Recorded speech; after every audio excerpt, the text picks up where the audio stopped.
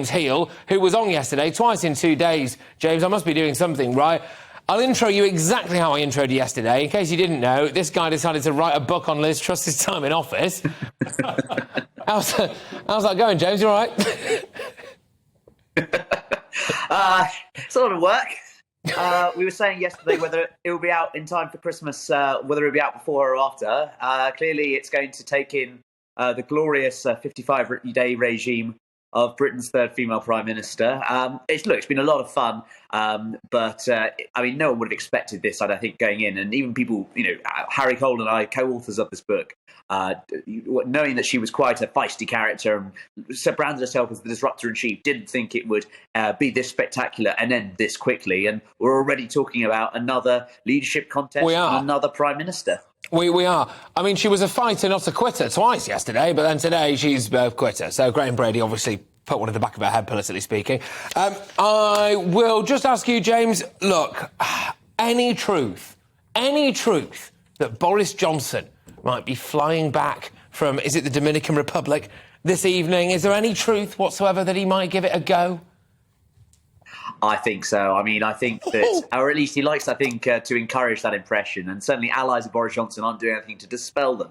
This is the man who wrote the book on Winston Churchill. And of course, Churchill lost that 1945 election and he came back 6 years later. And I think Boris rather fancies himself like Winston and would very much like a comeback. And what a story to tell. And the great thing, of course, I don't think he'd win, but, a running of this, he could then take the party and lead it, and then all the blame would go on Liz Truss. And if only we hadn't axed Boris just 4 months ago, that will be the narrative he can tell in his no doubt lucrative memoirs to come.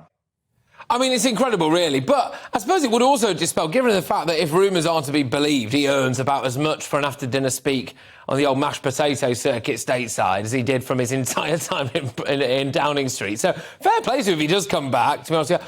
James, who do you realistically think will get it? Because at the minute, anyway, according to Guido's spreadsheet, we've got a three-way choice between Boris, Sunak and Mordaunt. Look, I'm sorry, but I think Rishi's damaged goods. Well, I mean, you still think, you were talking about the threshold of 100 MPs, which Olivia was alluding to a moment ago.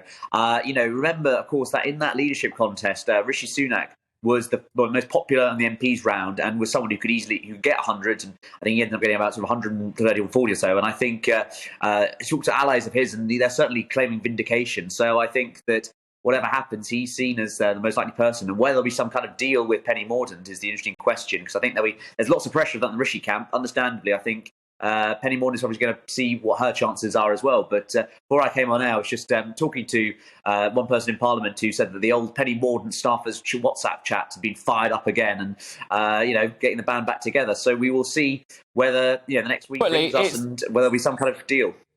Look, James, very quickly, before I get shouted at, because we've got Steve Double waiting and we don't want to keep double waiting. Of course, never.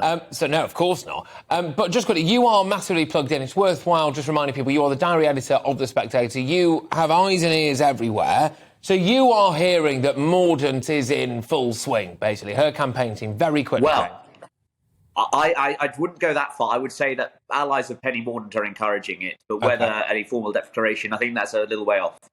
OK, look, James, thank you very much. Good luck with the additional chapters. For what it's worth, mate, I think this new book that you've got, which is out in time for Christmas, Out of the Blue, about Liz Truss's premiership, is now going to fly off the shelves, mate. So well done you. 'Cause